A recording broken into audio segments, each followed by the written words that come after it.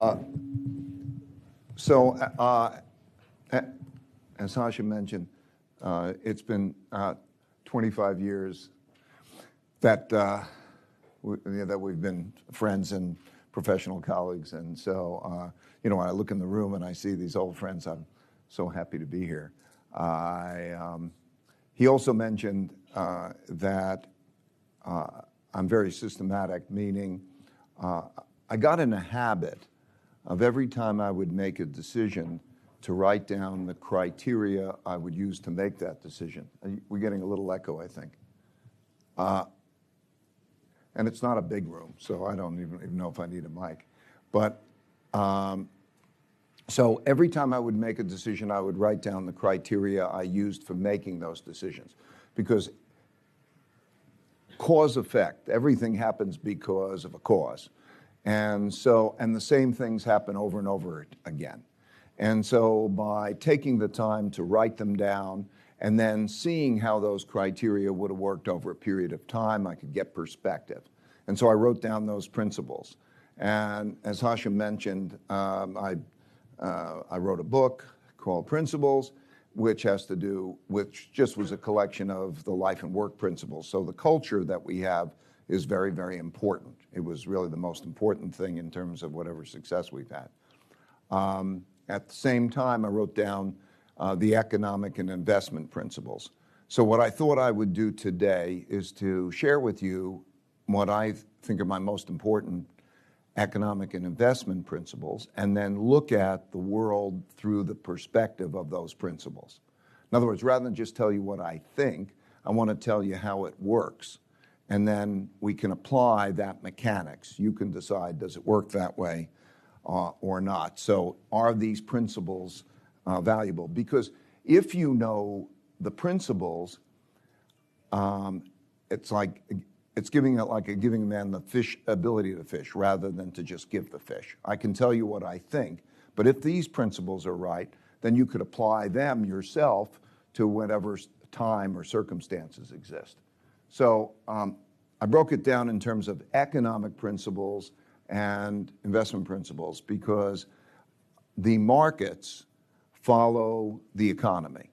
So in order to understand economics and all the markets, you have to understand, in order to understand the market, you have to understand the economy.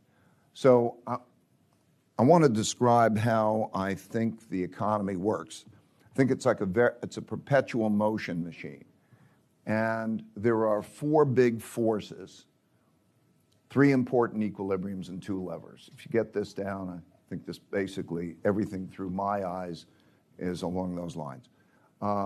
Over a period of time, we raise our living standards because we learn how to do things better. We become more efficient.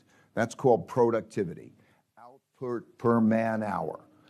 And that is something that evolves over a period of time. That is because it evolves. It is not something that is a big thing that we see as a big thing, but it's the most important thing over a period of time. The big things that we see and feel every day are debt cycles. Now, there's a short-term debt cycle and there's a long-term debt cycle. When I say a short-term debt cycle, what I mean is what we think of as normally the business cycle, right? You have a recession, you have a weakness in the economy. When the rate of economic activity is too low, then central banks produce credit. And credit is buying power. So you produce that credit, it makes purchases of goods, services, and financial assets happen. And so the economy picks up. That cycle usually lasts 7 to 10 years. As the economy picks up, the demand rises relative to the capacity. As you get later in the cycle, the central bank puts the brakes on it. They raise interest rates, tighten monetary policy. As there's less slack in the economy, the unemployment rate is low. They put the brakes on it. Interest rates go up, tightness of monetary policy. Then you have a recession, slow up, and that's the cycle, right?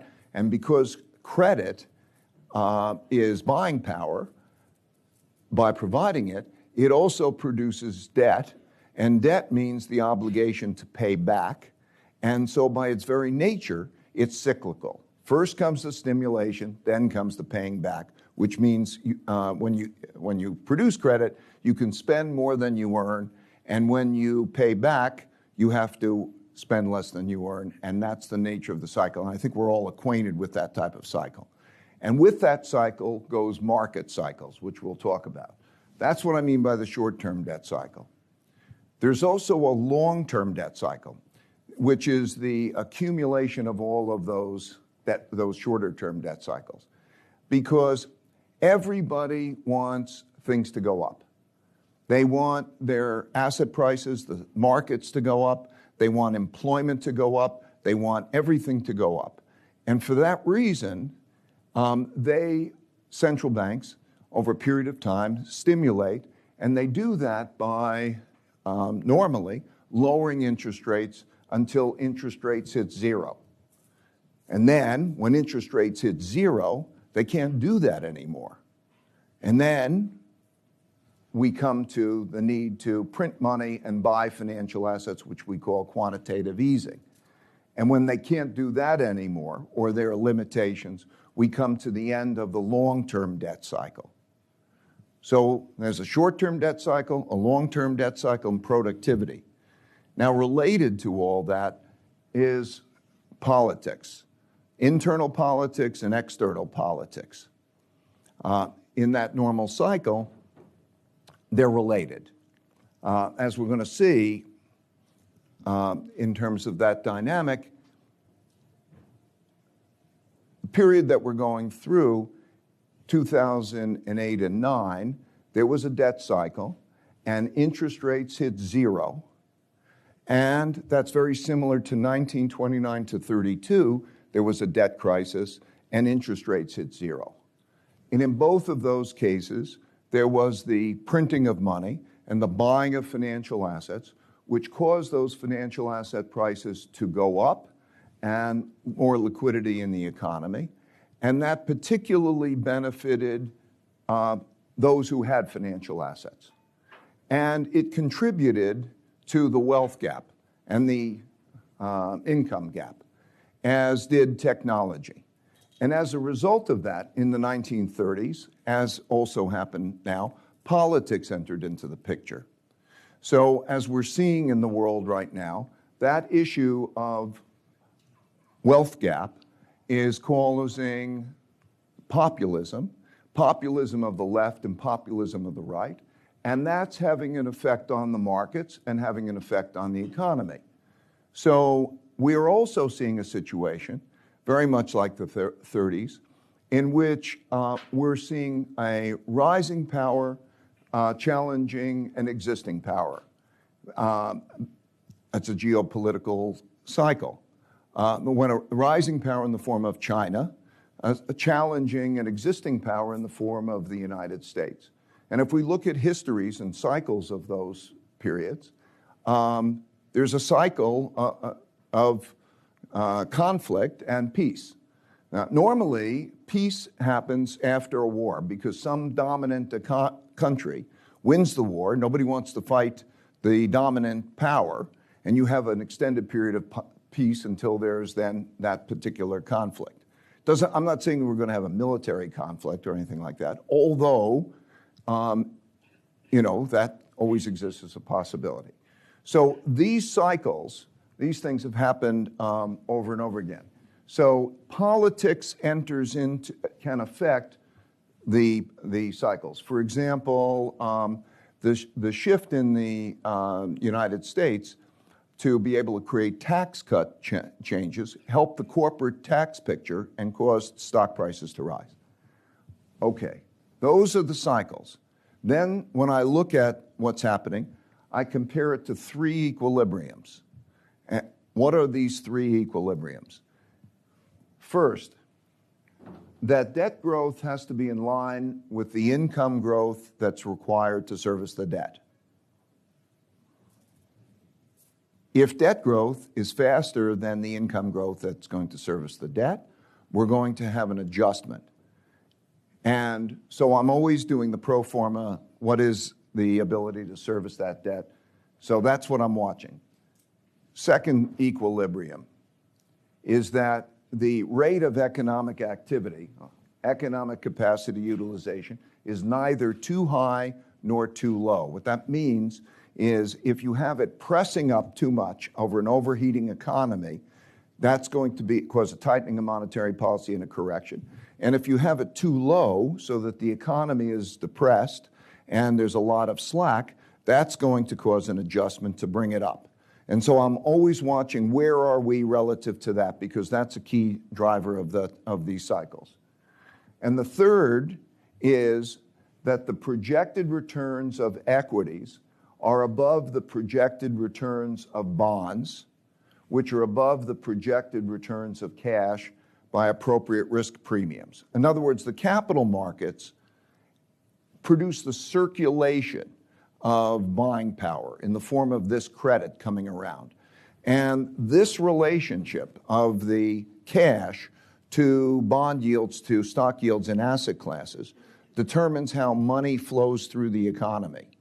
And a normal condition is, for reasons I won't digress into, to have cash have a lower return than bonds that have to have a lower return from equities, having to do with how the system works. Basically, central banks put cash on deposit, and people with better ideas have to make a profit to that. They use that money to create these other level of economic activity and have to have higher returns. And when that's not the case, the way they tighten it is that there are two levers. So now there are two levers: monetary policy and fiscal policy, right? Monetary policy, then, is the means by which the brakes and the gas are put on, and the brakes and the gas being put on become reflected in each of these other items.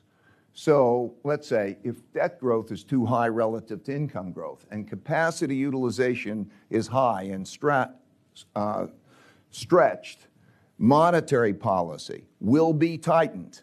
And that tightening of monetary policy will change the projected return of cash relative to bonds and of equities, those risk premiums. And that will slow the economy down, and that will drive those cycles. And that's how the economy is operating in these perpetual motion kind of way.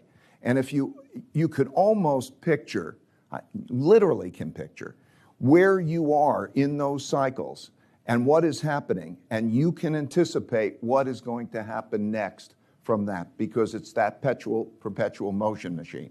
So that's my template in a nutshell. And if you keep thinking, like, where are we now? Then you can kind of think where we are. Okay, so I'm just going to show you some charts to help to convey the picture. This is real GDP going back to 1900. So that line is productivity, right? And that's a big inevitable force that happens over a period of time. Even the biggest economic turbulence, looks like a bump in that cycle, right? Productivity is a big force. Betting on productivity is a big force. But what happens is that cycle, as you get later in the long-term debt cycle, that productivity begins to slow because there needs to be investment and there needs to be other things. And when there's prosperity and so on, you get more productivity. It's a self-reinforcing cycle. So these charts are just meant to show productivity and how it's changing over a period of time in the developed countries and China. So just to give you a quick picture here, you could see it in varying degrees bend over as they are later into their longer-term debt cycle. This United States over the last 10 years versus since 1980. So in each one of those cases, you could see it declining. Japan, which is later in that debt cycle and so on, basically hardly any growth in productivity. So okay, that's what productivity looks like. Now, where are we in the short-term debt cycle or the business cycle? This is what the cycle looks like that I was describing. In other words, what happens from the capital markets perspective, as you begin to go to higher levels of operating rates, lower levels of unemployment, Central banks begin to tighten. Liquidity starts to tighten. Then risk premiums start to rise. Okay, in this cycle, we're 9 years into the cycle. Unemployment rates are comparatively low, and there's less slack. So, no surprise, central banks tighten monetary policy. And the way they tighten monetary policy is by either raising interest rates or lowering the purchases of the financial assets that they buy by expanding the balance sheet. So that's where we are in that cycle. Now, if you look at how markets behave in that part of the cycle, this is breaking the cycles into 3 parts: the early phases of the cycle, the mid phase of the cycle, and the late phase of the cycle. And this is across the world, different countries. This is the United States. This is Europe, to show how the historical. So we're in a period of time. This period of time, which is relatively late in the cycle, is also associated with a period of time where there is less attractive returns, greater vulnerability. So that's largely where we are in the cycle. Interest rates have hit their lows. In some cases, can't go lower. And then we're dealing with the issue of quantitative easing. So taking this back to, this goes back to 1900, this shows debt to GDP ratio in the United States. And it just shows how the cycle that we're going through now is very similar to the cycle that we went into the 30s. In other words, because of that debt crisis and interest rates hitting zero, you had the printing of money. This shows the central bank's balance sheet, the monetary base, the acceleration of printing of money. Same thing happened in the 2008 financial crisis. You could see that what happens is you have the debt crisis, you have the hitting of zero in interest rates, they're stuck, so they have to print the money, and then we have the reaction. Very similar to 1932 to 1937. The economy picks up. 1937, they start to tighten monetary policy because they're worried that the economy is overheating and inflation's going to rise, and they cause a recession. That's the first time they used the word recession. Recession, it was like re-depression. They used the term recession, and that was the 1938 period. Now, I talked about debt, but there are also unfunded liabilities that we don't call debt, which would be pension and healthcare liabilities. And I just wanted to give you a picture of what that's like. There's a lot of liabilities out there, promises that have to be kept. And so the liabilities are very large. I want you to focus then on the bottom charts before I put the top charts in, because I want to convey, as it relates to both the markets and the economy, the important, realizing that we've been really in a golden age of capitalism in the following sense. This chart shows how profit margins have increased. In other words, they've more than doubled since 2000. That means if you didn't have an expansion in profit margins, you'd have the stock market 40% lower. You had an expansion in profit margins, and at the same time you had a decrease in the form of employee compensation and profit margins, largely because of a number of factors. But technology has been replacing people, and so it's made it more efficient, so that was an element. Also, globalization has helped.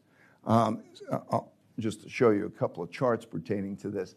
This is the globalization movement, and this is the capital movement. And these scatter diagrams show if you go the globalization, companies that have gone global on the margin have improved their profit margins more, and those that are more concentrated have improved their profit margins more, and those with who have reduced union membership have produced their profit margins more. And so as a result of that, this has contributed to the growth of the wealth gap and the profit gap. It's been great for companies, but it has not been good for a certain percentage of the population. If you look at the conditions of the bottom 60% of the population, bottom 60 means the majority, the conditions have been bad. There has not been, since 1980, any income growth, real income growth in the United States. In a Fed survey, the 40% of all Americans could not raise $400 in the event of an emergency. So there is a gap, and with that gap has come, this is the wealth gap, the top 1/10 of 1% of the population's net worth is almost the same as the bottom 90% combined. And as a result, we have populism. Populism of the left and populism of the right. That was a phenomenon that developed countries didn't used to have. And so now it is a not only political phenomenon, it's an economic and market phenomenon. Because as we come to go into the political elections in a number of countries, in Europe and in the United States, it will be really a conflict over capitalism versus socialism, or the left and the right. And it's going to become rather extreme in both of those cases. And that has an implication. Just as these profit margins improved, and then tax rates. That's the effective corporate tax rate, and how the effective corporate tax rate is. That's been fantastic. So imagine you have profit margins increasing, you have the tax rate going down, you have cheap money. Cheap money has been used to borrow to buy back stock or make mergers. That's also supportive to stock prices and so on. Many of those things will not continue. We think profit margins will go down. I think you're at the best of the corporate tax rates. And in terms of the issue in terms of the wealth gap. So we're entering a newer environment, including an environment which is not going to be as conducive to the purchasing of financial assets by central banks and all of that. We're going from tailwinds to headwinds. And to give you a flavor of what this political situation is like, and the polarity and the entrenchedness, these are two charts. The first, they go back to 1900. The first chart, which is the red chart, shows how conservative the Republicans are, surveyed, economically conservative. So they're more conservative than they have ever been. The Democrats, it shows how liberal they are in terms of policies, and they're more liberal than they have ever been. So the two have not had greater polarity than we have today in politics. And this shows how much is the votes cast along party lines. In other words, Republicans sticking with Republicans and Democrats sticking with Democrats. And so it shows the entrenched conflict that we're having. This is in the United States.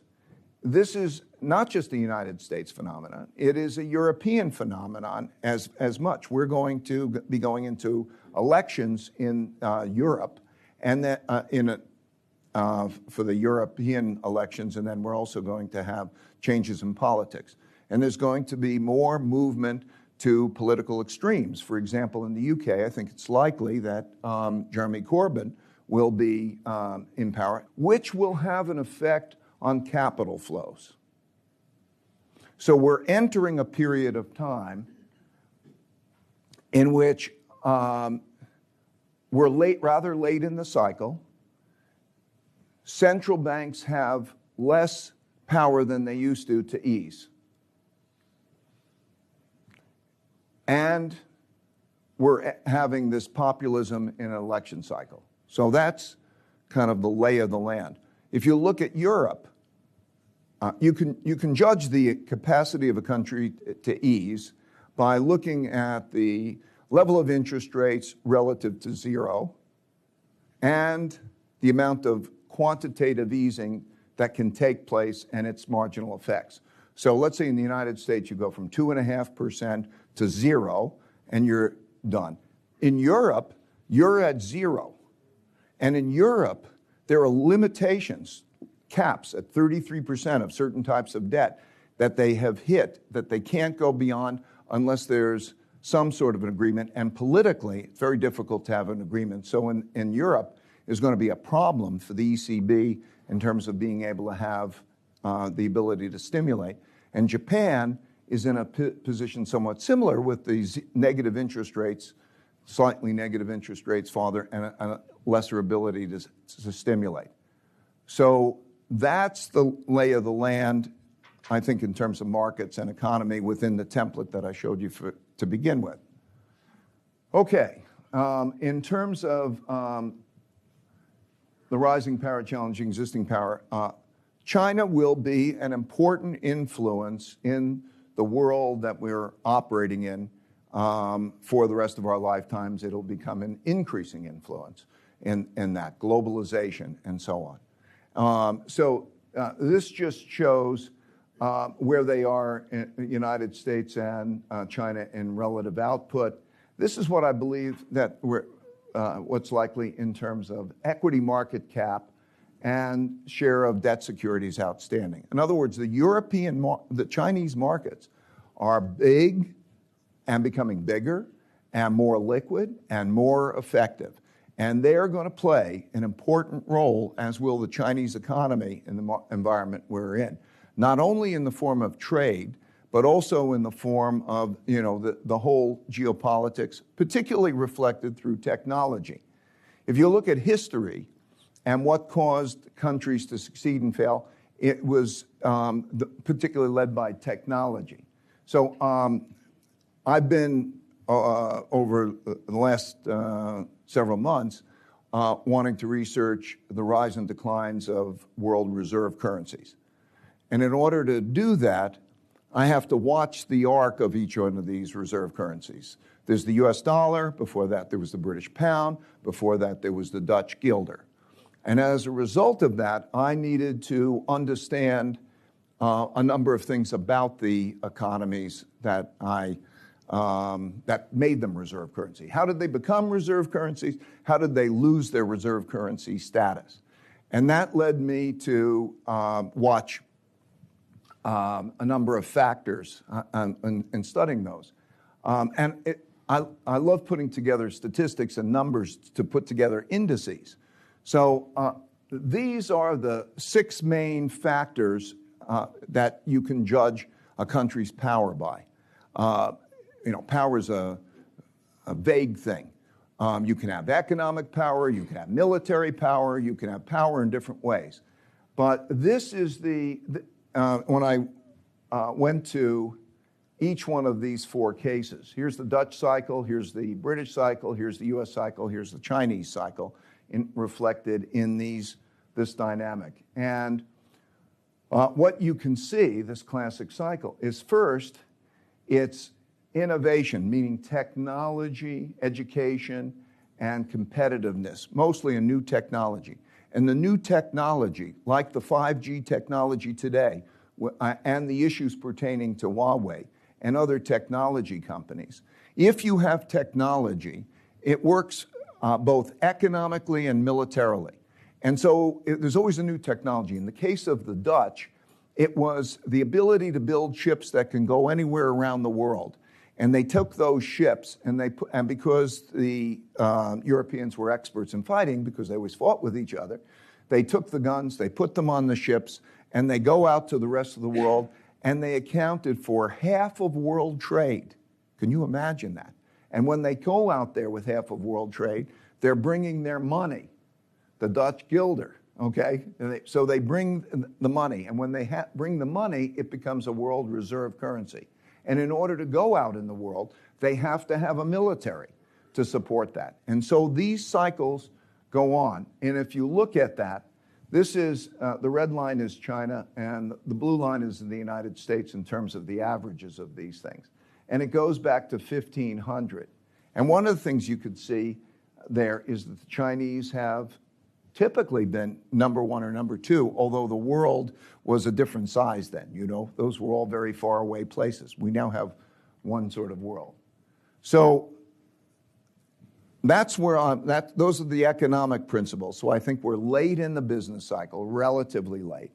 I would say the seventh inning of the business cycle. There is a relatively tightening of monetary policy. We have less capacity, and we have greater polarity, and we have a situation in which we're going to have political issues. And those political issues will be market issues, because as we start to think, will this be a movement to the right or a movement to the left, that will affect capital flows. So these are my list of investment principles, the template that I look. First, the theoretical value equals the present value of future cash flows. In other words, every investment is a lump sum payment for a future cash flow. So when we think, what is something worth, we look at those projected cash flows and we discount it with an interest rate. That's the theoretical value.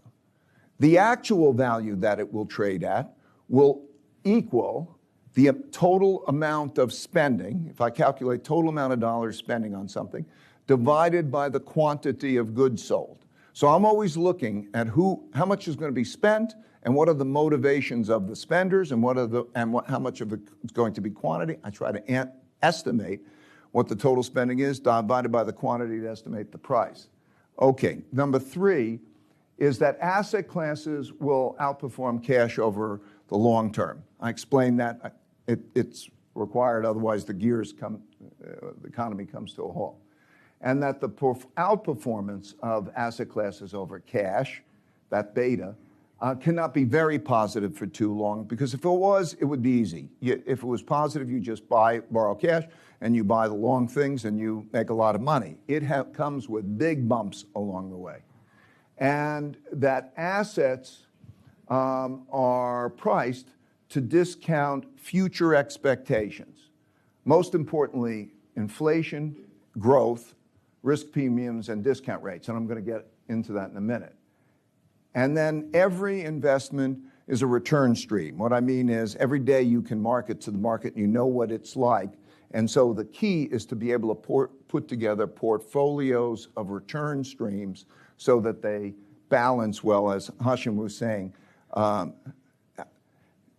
I would say whatever success that I've had in life or that Bridgewater's had has to do with knowing how to deal with our not knowing more than anything we know. Because what you don't know is a lot. And you can reduce your risk by a lot more than you could reduce your return by knowing how to diversify well. So diversification can reduce risk more than it reduces return, so it improves the return to risk ratios. And then I say that I'm sorry if I'm getting technical, but there are two types of return streams.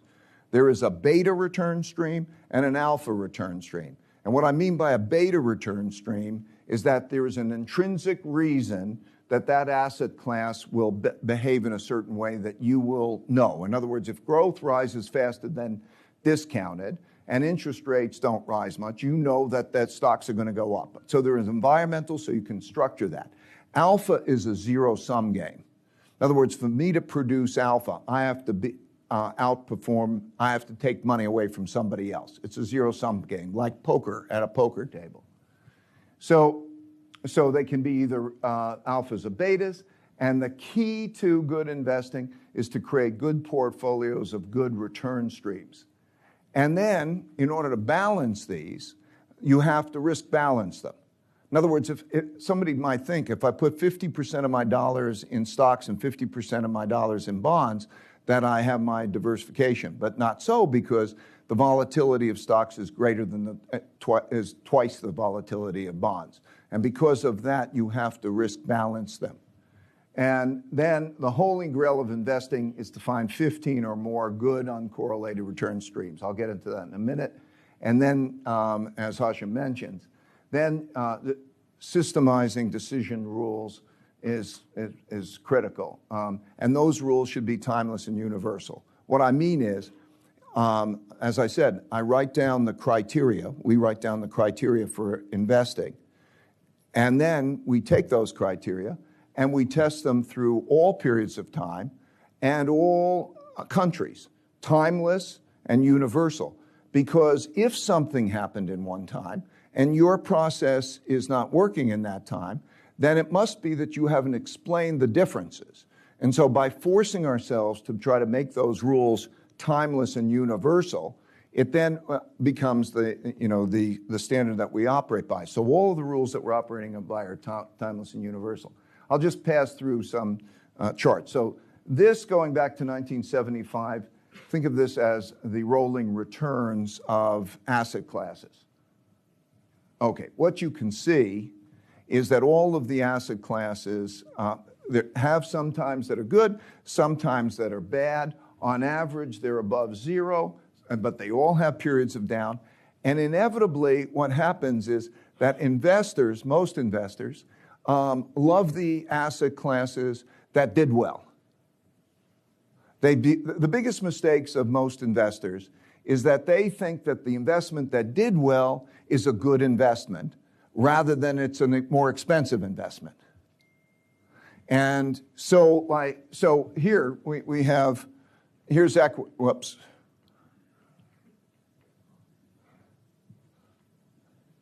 Here's equities, recently done well. Here's commodities, done very poorly. But here's equities, right? Done very poorly in that period of time. So the key, as Hashim was saying, is balance. How to do that. So you can break the drivers of asset class returns into a few categories. This is true for any asset class, and it's true for all asset classes. There are two main things that drive it in terms of, that's inflation and growth. And if you tell me that inflation is going to be higher than expected and growth be higher than expected, I would know what to invest in, higher than discounted. And if you say it's lower, I'll know what to invest in, and most people here would. So those become the two main drivers. They can rise or they decline. And then there are discount rates and risk premiums. Discount rates mean, as I told you, the interest rate affects all asset classes, because the interest rate is the discount rate that you use to compare the cash flow. So you raise the interest rate, and that's negative for all asset classes. And then you have, when you strip all of that, risk premiums out. And that equals the following. This shows what happened in history in relationship to that context. The top chart shows growth assets relative to strong and assets that you hold if you had a falling growth environment, assets that you'd have a rising, same with inflation.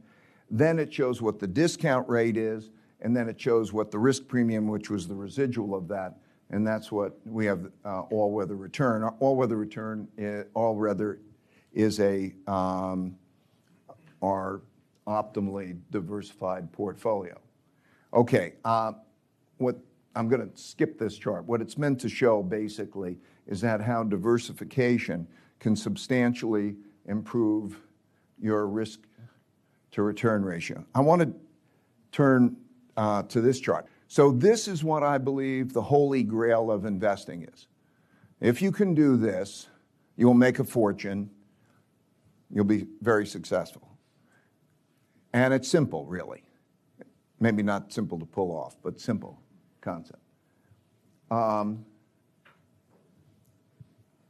If you can get 10 good, uncorrelated investments, 5 good, uncorrelated investments, 15 good, uncorrelated investments, you can substantially improve the return to risk ratio. And this just shows how it works and why diversification is more important than being good, even, in picking the best investments. And most people think, give me the best investment and let me put all my money in what I think is the best investment. Wrong. The best find your best 10 uncorrelated investments and put your money in that, and you're going to do a lot better. And this just gives you an example. So this is the standard deviation, let's call it the risk, of 10%. And just imagine I put in an asset, I'll use a simple example, that has 10% return and 10% standard deviation. So let's say it's 10% return, 10% standard deviation. And let's say I put in a second investment that is 60% correlated with that, third, fourth, fifth, and sixth, and so on. This is how my risk in my portfolio would change. That means, like, if you have a diversified portfolio of stocks, average stock is about 60% correlated with average other stocks. And you can put in 100, you can put in 1,000, and you are not going to materially reduce your risk relative to putting in, just 5 to 10. And you could see that that'll lower your risk by 10 or 15%. If you have an uncorrelated return stream, and you can get actually better than uncorrelated because you could have negatively correlated, but let's say I put in an uncorrelated return stream, this is how the line goes. So you could see, like at 5, you've more than cut your risk in half, 5 uncorrelated return streams. If you have down to 15, you're going to reduce your risk by nearly 80%. That means you've improved your return to risk ratio by a factor of 5. So you can reduce your risk a lot without reducing your return. And that is the key to it, right?